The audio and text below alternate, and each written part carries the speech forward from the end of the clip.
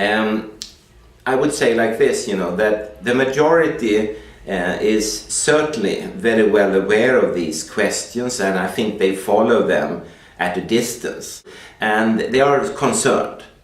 And they also have the possibility to go to the scientific literature and really read and understand some of these very complicated studies, and they realize that, hey, something is going on here.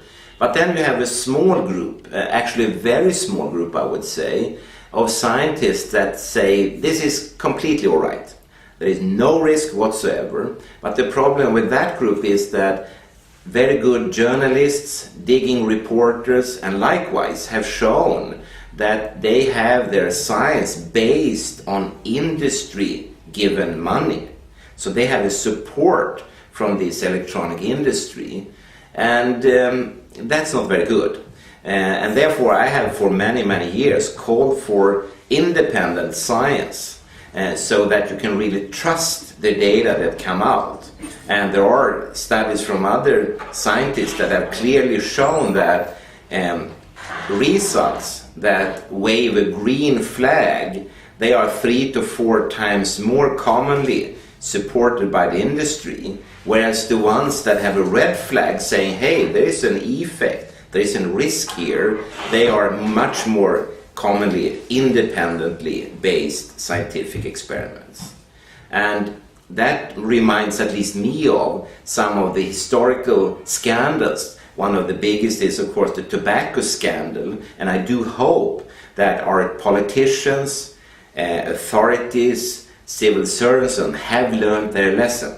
You cannot allow the industry in any question to influence the outcome of science, because then you will immediately deviate. It will look good. You can have a very good sort of hit mark, but it will be way off bullseye where you have the true knowledge.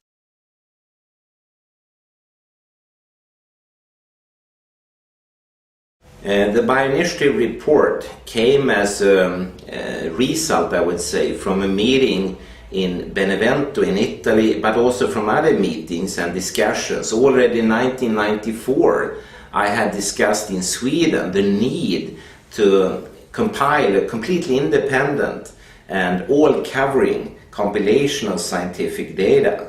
And the meeting in Benevento in 2007 generated then the need for such a compilation, and it was finalized a little bit more than a year afterwards. And we got together and sort of split up the various areas.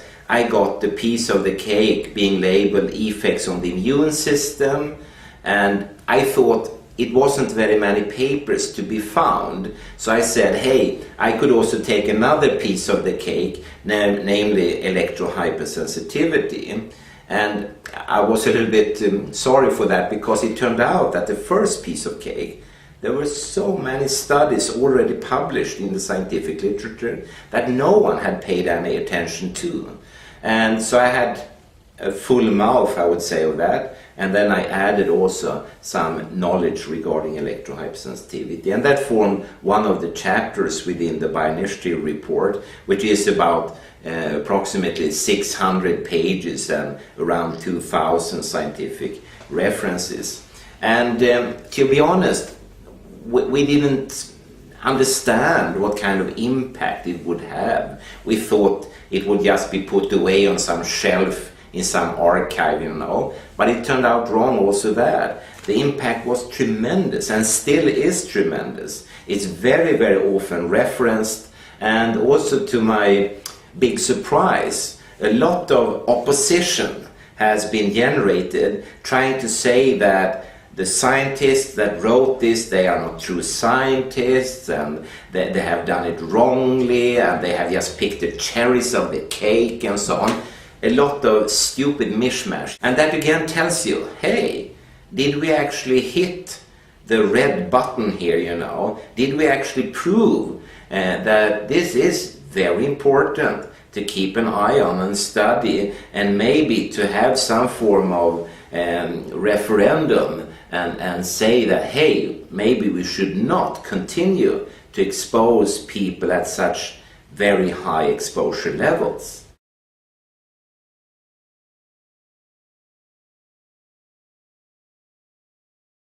To summarize very shortly, you can say that when you expose the immune system to, for instance, microwaves from mobile telephony and likewise wireless systems, you initially get an activation of the immune system. It tries to sort of fight back this exposure as it would with any form of intrusion from a bacteria infection or whatever, you know. So you have an activation, but it's followed by a deterioration, a decrease, and it goes back to baseline and goes quite far below. So it seems a little bit like, you know, you have a castle, you have soldiers with firearms, and they are under attack, and initially they could cope with it, they could fight back, but after some time more and more of them get killed, and they are invaded by this foreign army. And the foreign army here is, of course, the microwave bombardment, and that will deteriorate the immune system. And the question is, will it ever be able to repair it? And from some studies, there are indications that maybe there could be a truly damaging effect that could not easily be repaired. But again, here we need more studies. And the question is, while we do these studies, should we actually continue to expose the general public or not? I think we should not, based on the science.